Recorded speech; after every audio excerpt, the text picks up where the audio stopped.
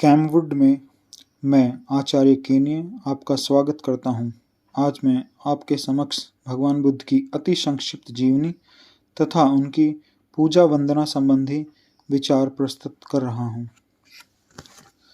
6ठी शताब्दी ईसा पूर्व भारत के सुदूर उत्तर पूर्वी भाग में शाक्यों का गणराज्य स्थित था।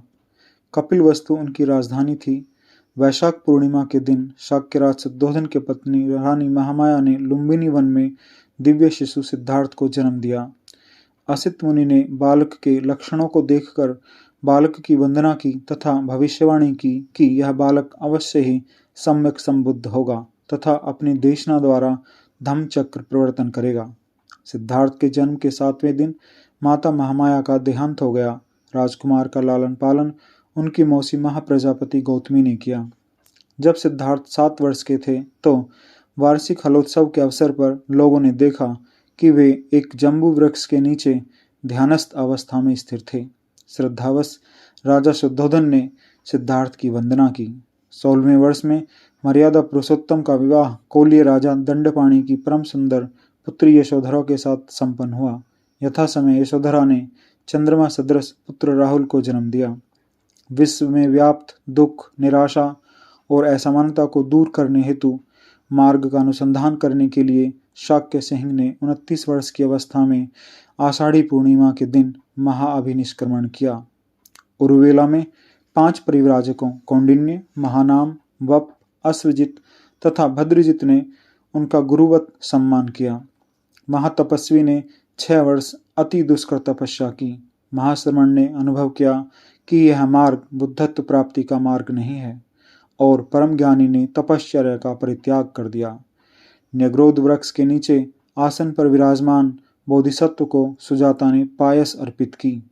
गया पहुंचकर महाद्रुम पीपल के नीचे संबोधि प्राप्ति हेतु अधिष्ठान करके पूर्वाभिमुख होकर बोधिसत्व तृणासन पर विराजमान हुए।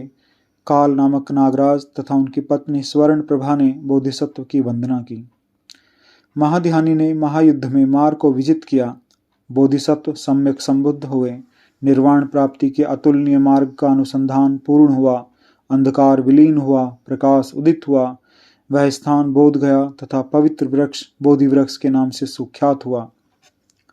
तपस्सु तथा भल्लिक नामक 2 व्यापारी बुद्ध के प्रथम उपासक अनुयायी हुए और बुद्धं शरणं गच्छामि, धम्मं शरणं गच्छामि का महा उद्घोष किया। उन्होंने तथागत के केश गुच्छ प्राप्त कर उस पर एक भव्य मंदिर का निर्माण करवाया ताकि बुद्ध की उत्तम पूजा की जा सके। आषाढ़ पूर्णिमा के दिन इसी पुत्तन मृगदाव सारनाथ में लोकनाथ ने पंचवर्गीय भिक्षुओं को धम्म का प्रथम उपदेश दिया। महाकारुणिक ने धम्म चक्र प्रवर्तन किया। काशीवासी यश भगवान का प्रथम त्रिवाचिक अनुयायी हुआ। बुद्धं शरणं गच्छामि, धम्मं शरणं गच्छामि, संघं शरणं गच्छामि। उरुवेल, काश्यप तथा अन्य मुनि, बिंबिसार तथा अन्य राजा, आम्रपाली जैसी नगर वधु, अंगुलिमाल जैसे डाकू, माता महाप्रजापति, यशोधरा तथा अन्य स्त्रियां, मोदगल्यायन, सारिपुत्र तथा अनेक ब्राह्मण, सुनीत भंगी, उपाली नाई आदि अनेक जन धम्म में स्थापित हुए। देवों, असुरों, गंधर्वों, यक्षों का धम्म में विश्वास दृढ़ हुआ। इस प्रकार अनेकानेक प्राणी करुणानिधि भगवान तथागत सम्यक संबुद्ध के शरणागत हुए और उनके द्वारा अनुसंधान की गई विपश्यना साधना का अभ्यास करके, उनके द्वारा प्रतिपादित ज्ञान रत्न का अनुसरण करके तथा उनकी वंदना पूजा करके शांत एवं प्रसन्नचित्त होकर जीवन व्यतीत करने लगे। महाकारुणिक से दीक्षा लेने वाला अंतिम शिष्य सुभद्र था। वैशाख पूर्णिमा को महामानव ने कुशीनारा में महापरिनिर्वाण प्राप्त किया।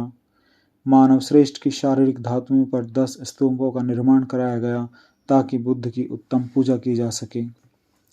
मिलिंद प्रश्न में भंते नागसेन का कथन है कि देवता और मनुष्य लोग उन भगवान के शरीर भस्म रूपी रत्न की पूजा करते हुए तथा उनके द्वारा बताए गए ज्ञान रत्न के अनुकूल आचरण करते हुए तीनों संपत्तियां प्राप्त कर लेते हैं और अपने राग, द्वेष और मोह रूपी अग्नि के ताप को दूर कर सकते हैं। बुद्धिचर्यावतार में आचार्य शांतिदेव का कथन है कि जैसे सत्य बुद्ध अर्थात जीवित बुद्ध की पूजा से फल प्राप्त होता है, वैसे ही परिनिर्वृत्त बुद्ध की पूजा से भी फल प्राप्त होता है।